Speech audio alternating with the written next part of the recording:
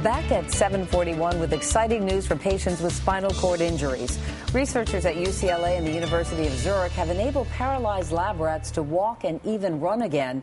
NBC's chief medical editor, Dr. Nancy Snyderman, is here with more. Dr. Nancy, good morning to you. Hey, Meredith. This is amazing. It's a game changer, I think. I mean, because we've always believed that the brain has to communicate with the nerves in order for you to walk, right. But that's not the case here. No, what these researchers have found is they took rats and they paralyzed them. They severed the spinal cord so the lower limbs didn't work. And you're right, we've always believed that the computer in our brains had to connect to our lower legs.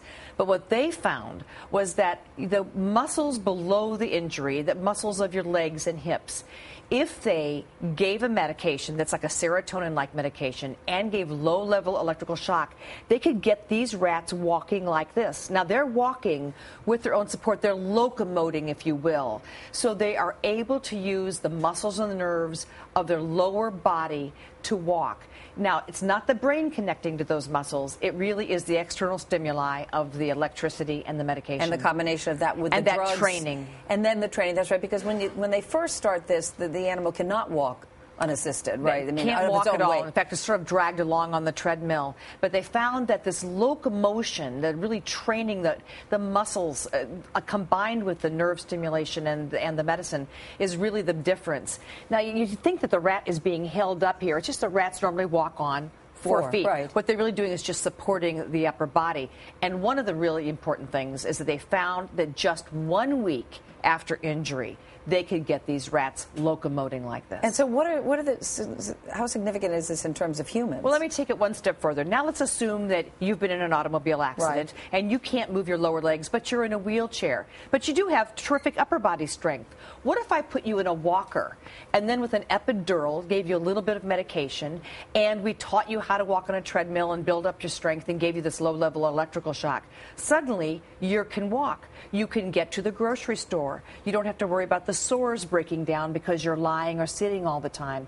You take someone who is wheelchair bound and you allow them, in fact, to locomote on 2 feet. And when will we start seeing human trials for this? I think in the next couple of years you're going to start to see human trials. And there's always a big jump from rats to human beings. Right.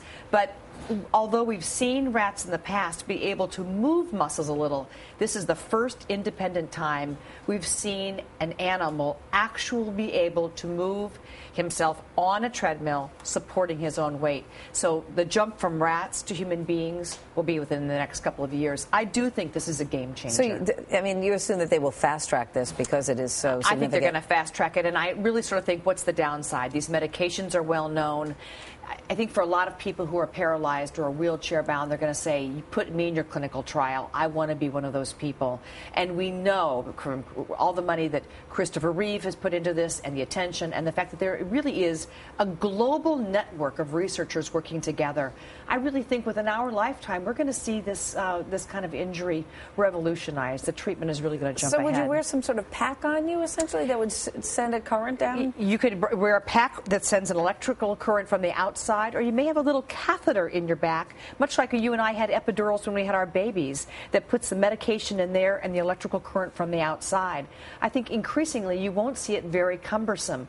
And if you do have the strength of your upper body, you could support yourself with a walker, get the stimulus to your lower body, and probably in the near future not have it even be so recognizable. Yeah, it also affects things other than walking, too, and improving other conditions of the body when you're erect. Bladder control may change. Certainly depression, sensorium, all kinds of breakdown of skin problems.